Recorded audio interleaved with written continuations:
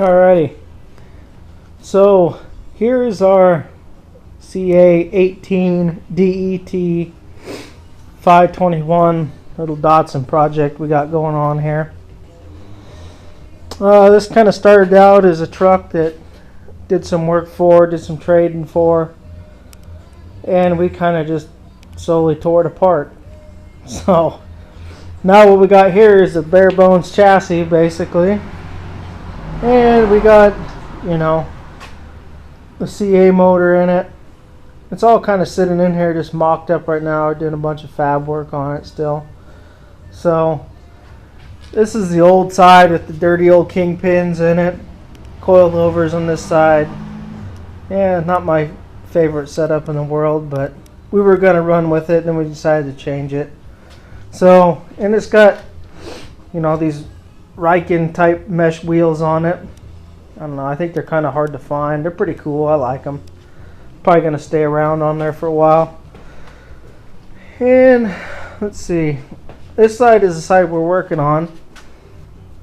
We got coilover towers. They cut all that old stuff off there, get rid of all the bad geometry these trucks tend to have into them. So we're kind of redesigning some stuff right now. Kind of had to make some changes. There's a lower control arm that we're going to use. That's a modified one that we made with the press-in hard body ball joint. Kind of a bent tie rod there. And the upper control arms here, we made these. These are fully adjustable for caster, camber. You know, we can pitch anti-dive into the back brackets on it. We've got some holes slotted back in there for all that good stuff. You know, 3-inch mandrel bent exhaust on here with a resonator and a cheap auto parts store muffler. And we got this is a narrowed up Toyota differential, Toyota 8-inch differential. It's narrowed up to, you know, stock 521 Datsun width, which is like 52 and 9/16, I believe, wheel space or wheel mounting surface to wheel mounting surface.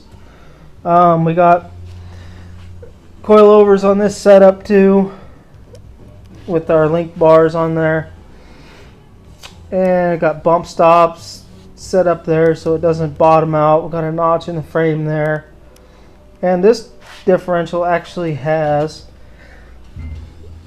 I think they're Sky Manufacturing brake brackets on there with a GM caliper on there, which is a pretty cool setup because it's super cheap. Like, those calipers there are only like 20 bucks each or something, remanufactured. So I mean, it's hard to beat those for cheap disc brakes on the back. Adjustable pan hard bar, and this is the fuel cell that's in it. This is a RCI, you know, just a generic universal mount type setup. So it should work out pretty well. Have to use a GM style fuel gauge for it, so, which is no big deal because we're going to put different gauges in the truck anyway, so not going to be using the factory dots and stuff. And that's about it so far. Kind of doing some machine work over here for the control arm bushing we got to build here. And this is my piece of junk Grizzly 9x20 lathe, and I really hate this thing, to be honest with you. It seems like I break it about every time I touch it. And you can see we kind of got like a homemade wheel on the back here because I tended to bust that thing in half one day. And you know, I've broken probably just about every gear in this thing that I've had to replace with more cheap Chinese garbage. So needless to say, it's probably going to break again, but you know, what are you going to do? It's, you know, $1,000 lathe or something brand new. So I'd like to have a nice one someday, but right now it's kind of, you know, kind of pressed for space. So, but that's what we got here. So I don't know if you can see this or not,